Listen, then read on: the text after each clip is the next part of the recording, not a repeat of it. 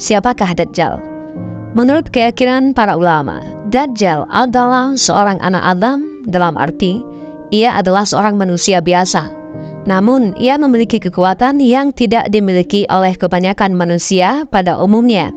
Maka dari itu, ia dapat dibinasakan oleh Nabi Isa alaihissalam. Keluarga Dajjal, ayah, ibu, kakek, dan nenek moyangnya adalah penyembah berhala. Mereka keturunan Yahuza yang telah menikah selama 30 tahun namun belum dikaruniai seorang anak. Mengenai ciri-ciri Dajjal, hampir tidak ada hadis sahih yang menyebutkan nama Dajjal yang sebenarnya. Nama keluarga, istri, ibu, bapak, kakek, dan nenek moyangnya. Akan tetapi, Nabi Muhammad SAW telah menyebutkan beberapa sifat dan keadaannya agar setiap orang yang melihat dan mendengarnya dapat mengetahuinya. Pernyataan Nabi tersebut termuat dalam sebuah hadis yang diriwayatkan oleh Tirmizi dan Abu Daud At-Tayalisi, yang artinya Rasulullah SAW bersabda, "Bapak dan ibu Dajjal hidup selama 30 tahun dan tidak mempunyai anak. Kemudian melahirkan seorang anak yang cacat. Ia sangat berbahaya dan tidak mempunyai manfaat. Matanya tidur, tetapi hatinya tidak. Kemudian beliau menoleh kepada kita sambil bersabda, bapaknya gemuk dan hidungnya seperti paruh, sedangkan ibunya berpayudara panjang." Setidaknya dalam video ini kita akan mengupas beberapa ciri-ciri yang dimiliki oleh Dajjal. Yang pertama, Dajjal adalah orang Yahudi yang mandul. Ciri pertama ini sebagaimana diungkapkan dalam sebuah hadis yang artinya, dari Abu Sa'id Al-Khudri berkata, "Aku menemani Ibnu Sayyad ke Mekah, lalu ia bertanya kepadaku, apa yang kamu dapatkan dari manusia yang kamu temui? Mereka menganggapku Dajjal. Bukankah kamu telah mendengar Rasulullah SAW telah menyatakan bahwa ia tidak mempunyai anak?" Aku menjawab, "Ya." Hadis riwayat Muslim. Dalam riwayat lain, yakni dalam sebuah hadis yang diriwayatkan oleh Tirmizi, dijelaskan bahwa, bukankah Rasulullah SAW telah mengatakan bahwa Dajjal itu mandul, tidak mempunyai anak, sedangkan anakku aku tinggalkan di Madinah. Kedua hadis tersebut seperti sebuah cerita yang terjadi pada masa Nabi. Ketika itu, Nabi Muhammad SAW dan para sahabatnya sedang berkumpul.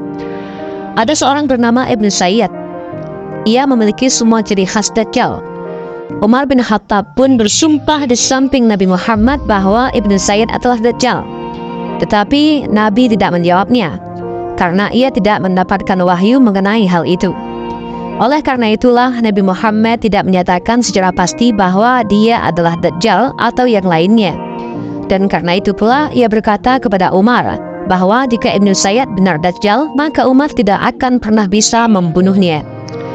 Ibnu Sayyad tak lama kemudian mendengar apa yang dibicarakan orang-orang mengenainya.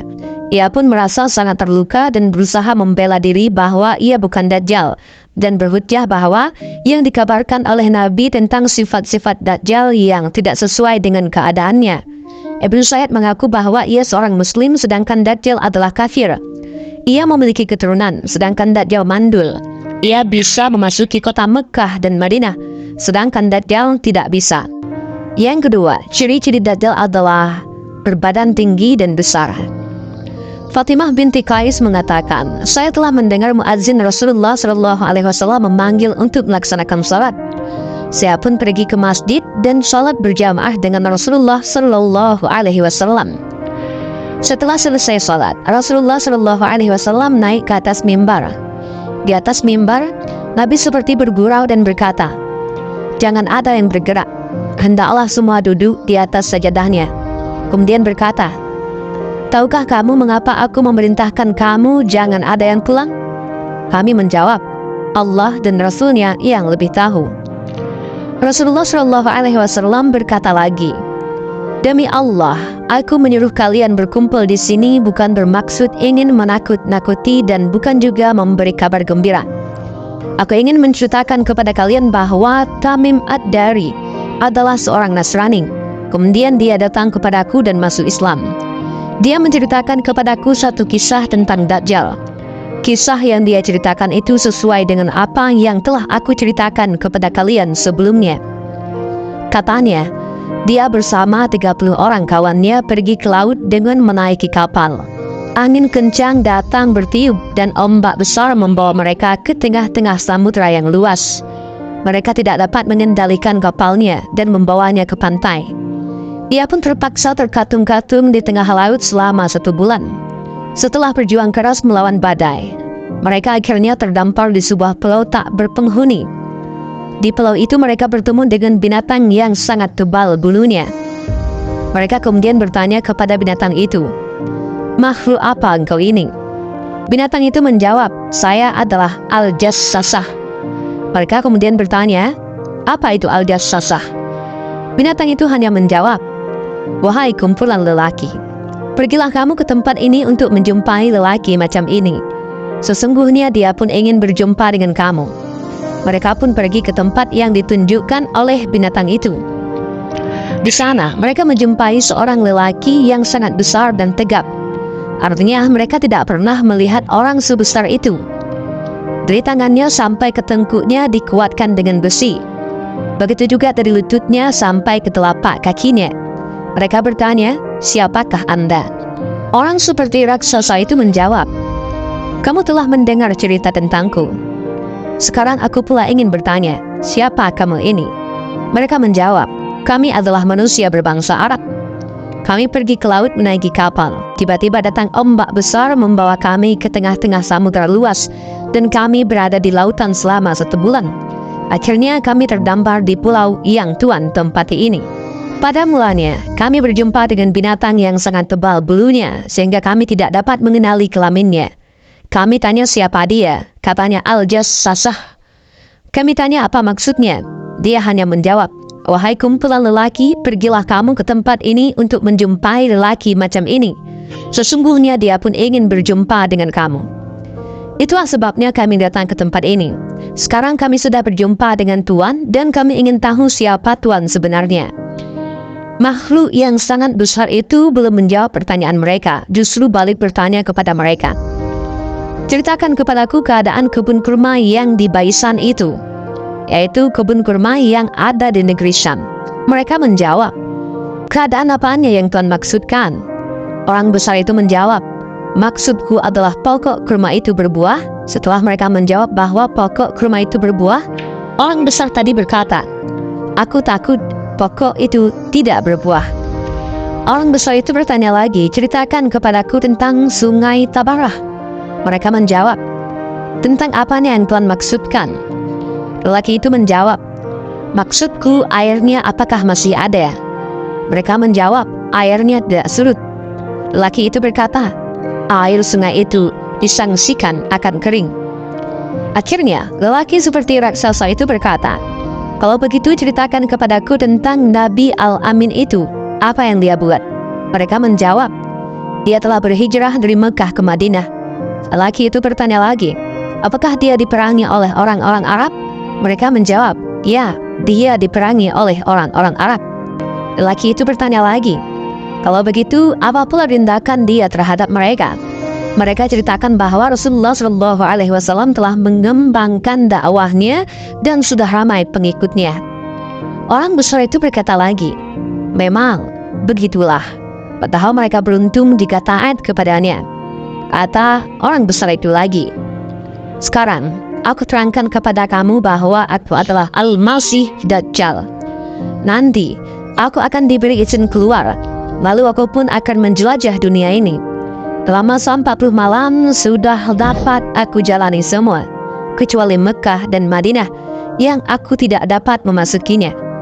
Negeri Mekah dan Madinah dikawal oleh para malaikat, maka aku tidak dapat menembusnya."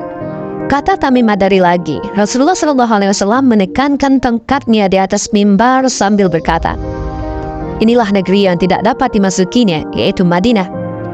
Saudara-saudara sekalian, apakah sudah aku sampaikan cerita ini kepada kalian? Mereka menjawab, "Ya, sudah ya Rasulullah."